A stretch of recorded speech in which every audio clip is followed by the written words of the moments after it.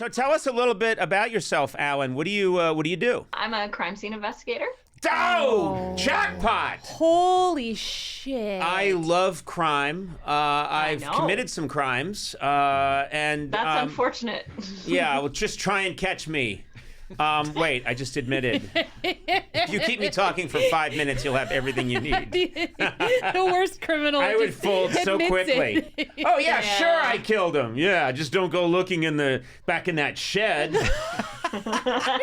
Near the elm tree in my yard. I mean, if you didn't say it, I think Sona would probably. She would tell me. Yeah. But you would give details they'd never even asked for. Yeah, exactly. I would just be immediately saying, it's harder to choke to death than you think. And but listen, this is a serious profession. So you are a crime scene investigator. Mm-hmm. This is, I have so many questions. I figured you might. Yeah. So are you dealing with a lot of homicides? Do you go to a lot of homicide scenes? Mm-hmm. Wow. In Kansas City, we deal with violent crime mostly, yeah. Okay. Is it particularly high in Kansas City?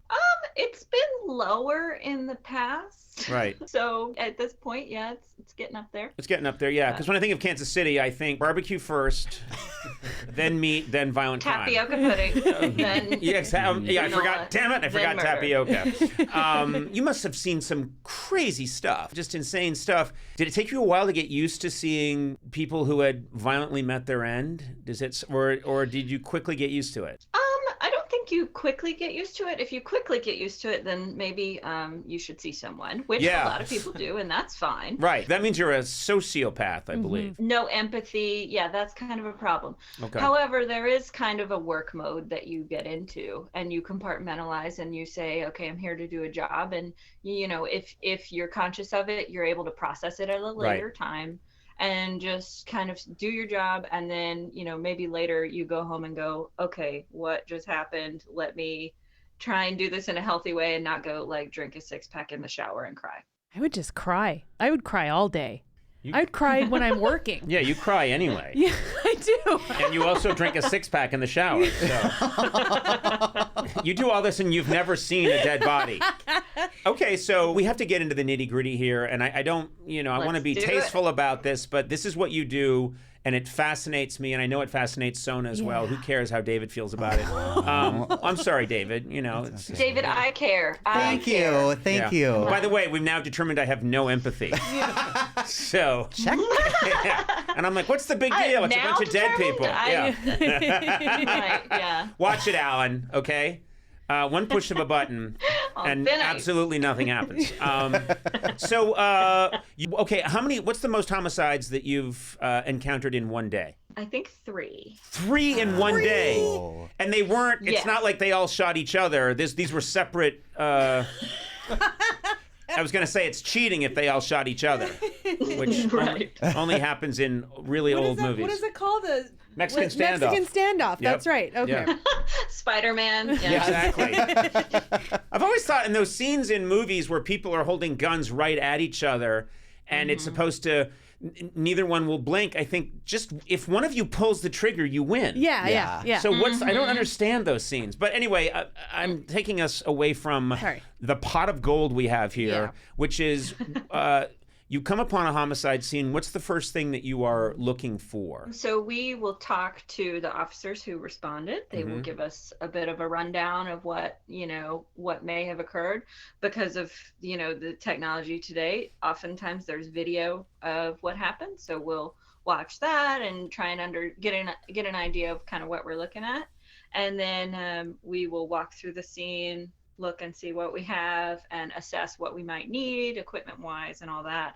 And then we'll start taking photographs. This is true. I've noticed a lot. There's video of everything now, which completely has changed the game, I would think, because more and more crimes, even if there's no video in the home, everybody's got a Ring camera. People have, stores, any business has a camera.